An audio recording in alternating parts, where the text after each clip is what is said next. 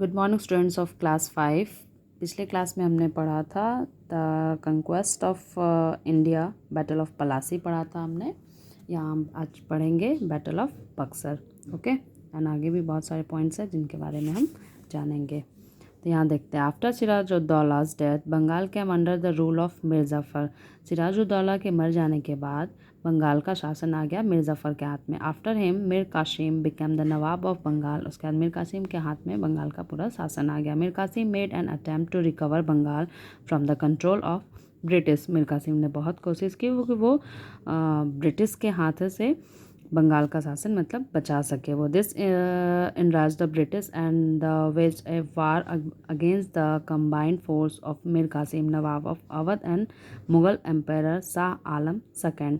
और उसके बाद अंग्रेज़ों को ये चीज़ पसंद नहीं आया और इसके बाद युद्ध छिड़ गया और ये दोनों उसमें हार गए। The combined force of both the nawab and the Bengal empire were defeated at the battle of Buxar in 1764। It was by winning this particular battle that the East India Company formally consolidated its position as a colonial power in India. इस विशेष लड़ाई को जीतने के लिए east India company ने औपचारिक रूप से भारत में एक औपनिवेशिक शक्ति के रूप में अपनी स्थिति मजबूत कर ली थी। Okay, conquest of other religions. The British gradually took control of India. They introduced various policies which established their supremacy in India. British gradually took control of India. British जो थे वो धीरे धीरे भारत पर अपना शासन, पॉलिटिकल शासन वो पूरी तरह से यहाँ जमा चुके थे। दे इंट्रोड्यूस वेरियस पॉलिसी, उन्होंने बहुत सारे पॉलिसीज़ भी लाए, इंट्रोड्यूस करवाया, उससे यहाँ पेश किया लोगों के सामने, which establish their supremacy in India, ताकि वो यहाँ पे अपना प्रभुत्व शासन अच्छे से जमा सकें। सब्सिडरी अलायंस है यहाँ। इट वाज ए पॉलिसी, ये एक पॉलिसी था इंट्रोड्यूस बाय लॉर्ड वेलेस्ली। ये लॉर्ड वेलेस्ली जो ने पेश किया था इसे। Who was the governor general of India, वो इंडिया का गवर्नर जनरल था फ्रॉम 1798 to 1805 तक। This policies stated that the Indian rulers would maintain British armies in their kingdoms and pay for their maintenance। इस policy में ये कहा गया था कि जो इंडियंस हैं उन्हें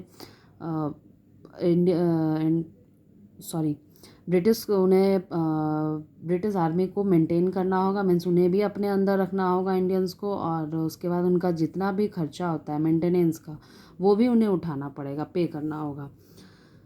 नेक्स्ट यहाँ है doctrine of labs. It was introduced by Lord Dalhousie. ये इंट्रोड्यूस किया था लॉर्ड डलहौजी ने, वो भी गवर्नर जनरल था यहाँ का। It stated that if a ruler और a king of a state died without a natural heir, the state would be taken over और एनेक्स्ड बाय द ब्रिटिश। इसमें ये कहा गया था, इस पॉलिसीज़ में इस सिद्धांत में ये कहा गया कि अगर राजा की मृत्यु हो जाती है और उसका कोई अपना उत्तराधिकारी अपना नहीं हुआ, तो फिर राजा का जो भी राज्य है उस पर अंग्रेज़ों का अधिकार होगा। Okay, the British were quick to realize that Indian kingdoms were divided and embroiled in conflicts with each other.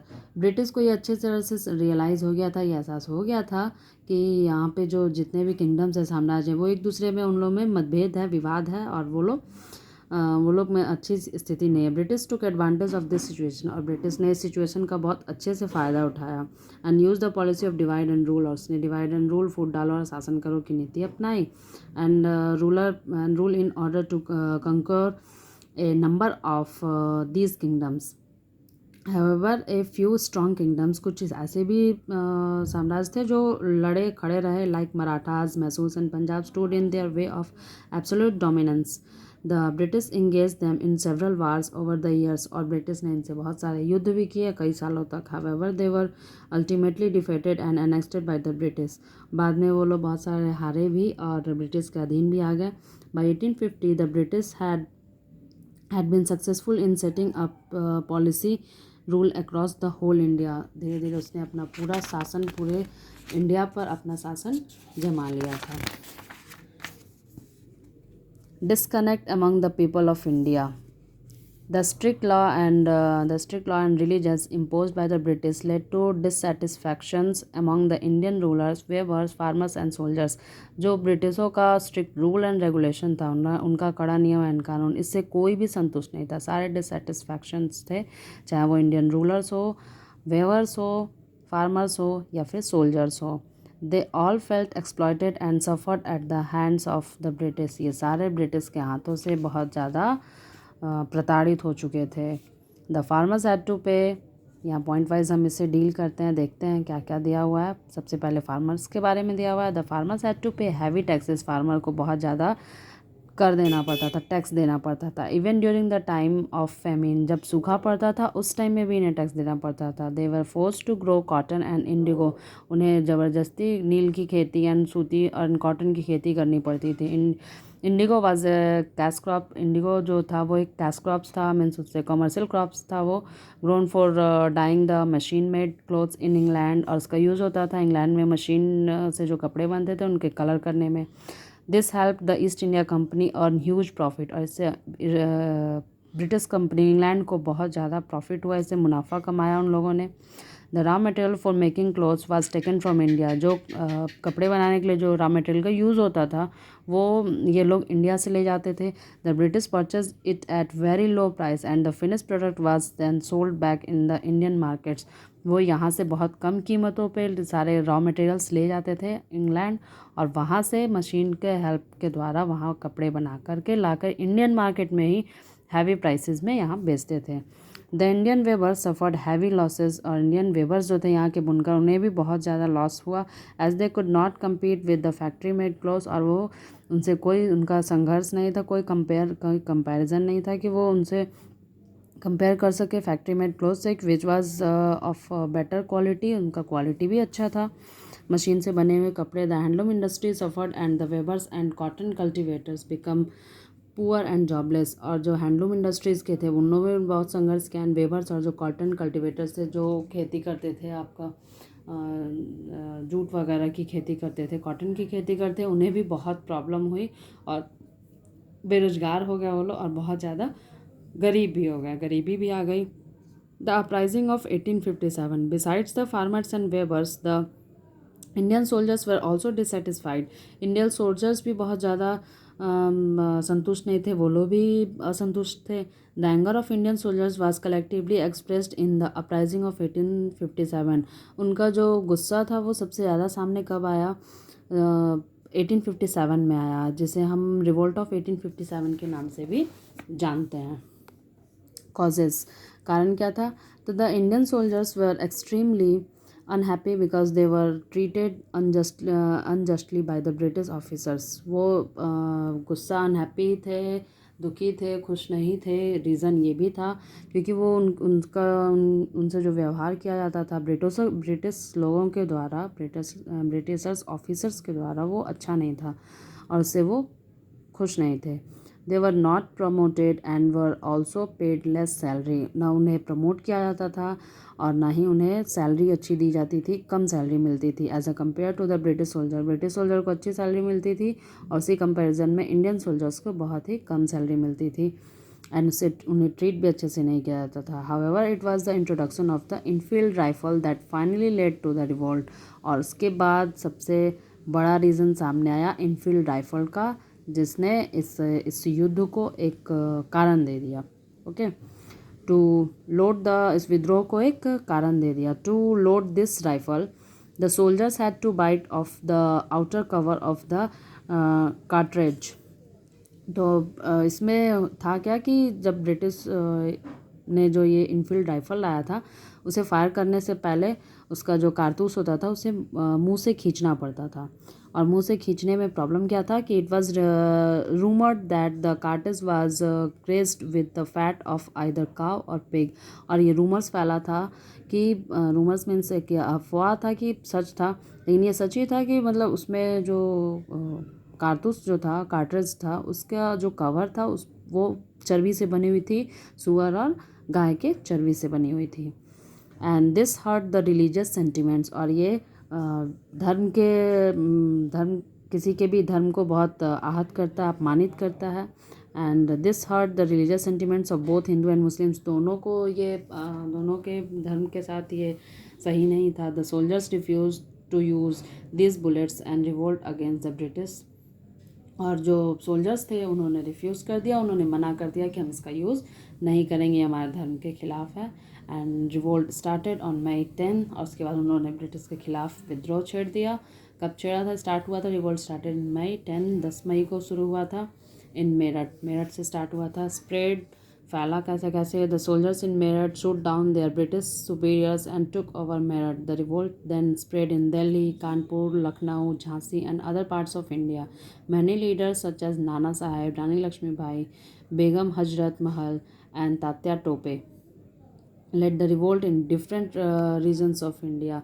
The revolt was crushed by the British as they had better weapons and were more organized. और इसमें भी British ही जीते थे क्योंकि उनके पास weapons बहुत था, weapons means हथियार बहुत थे, और उनके पास मतलब उनके पास साधन थी, अच्छी थी, इसलिए उन्होंने वो ये जो विद्रोह था उसे भी धीरे धीरे धीरे धीरे दबाने में सफल हो गया। बट फिर भी बाद में यही आज़ादी की सबसे पहली लड़ाई थी। 1857 रिवोल्ट अंग्रेज़ों की नींव हिलाकर रख दी थी, और ये भारतीय इतिहास में, हिस्ट्री में एक आप टर्न कह सकते हैं, वो था। Outcome, although the revolt was started by the soldiers, it awakened the Indian people and made them realize the importance of freedom. और जब इसका रिज़ल्ट ये हुआ कि लोग जाग गए और जाने की इम्पोर्टेंस, फ्रीडम, स्वतंत्रता क्या है, उसके महत्व को भी बहुत समझे। People belonging to different religions came together to fight for one cause, और जो अलग अलग धर्म के लोग एक साथ मिलकर आए लड़ने के लिए, और उनका एक ही कारण था। The revolt of 1857 was also called the first war of independence, और 1857 को फर्स्ट वार ऑफ इंडिपेंडेंस भी कहते हैं, स्वतंत्रता के लिए पहली लड़ाई। The revolt led to the downfall of the English East India Company, and the administrations of India came directly under the British Crown. और इसके बाद हुआ ये कि इंग्लैंड ने ईस्ट इंडिया कंपनी को वापस बुला लिया, और उसके बाद इंडिया पे डायरेक्ट शासन हो गया ब्रिटिश का। Queen Victoria was declared the empress of India, and viceroy Lord Canning was appointed as the governor of India. उसके बाद लॉर्ड कैनिंग को भेजा गया India as a governor India का। सोशल एंड रिलीजियस रिफॉर्मर्स, अब यहाँ social and religious reformers के बारे में हम जानते हैं। सोशल रिफॉर्मर्स कहते हैं समाज सुधारक। Raja Ram Mohan Roy was born on August 14, 1774. He brought about remarkable reforms in India during the 18th century. इन्होंने बहुत सारे समाज में बहुत सारे बुराइयों को ख़त्म किया है, रिमार्केबल है, जिन्हें एक भूला नहीं जा सकता। वो उनका काम हुआ था आपका 18th सेंचुरी में। Okay, he advocate the abolitions of sati and child marriage. इन्होंने ये इसके लिए बहुत लड़ा था, सती के लिए, इसकी सती प्रथा ख़त्म होनी चाहिए, एंड चाइल्ड मैरिज भी। He wanted Indians to learn English, वो चाहते थे कि इंडियंस इंग्लिश भी जाने, Latin, science, mathematics and geography, ये सारी चीज़ें वो सीखें। During those days the press was controlled by the government, and one had to take permissions to publish articles.